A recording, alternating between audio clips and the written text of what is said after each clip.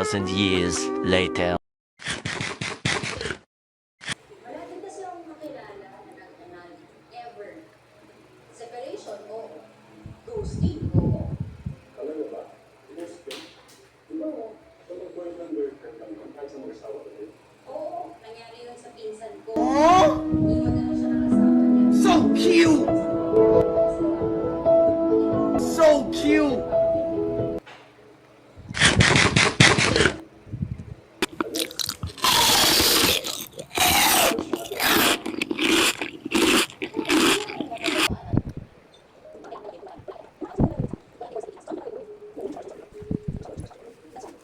Kung hindi ka na mahal, hindi ka dapat kalagayan ka lang.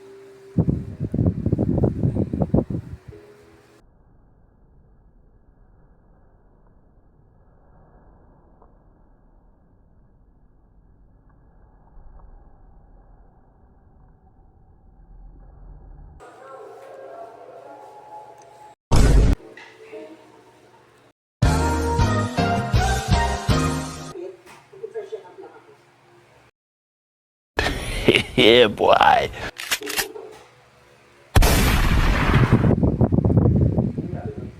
Huh?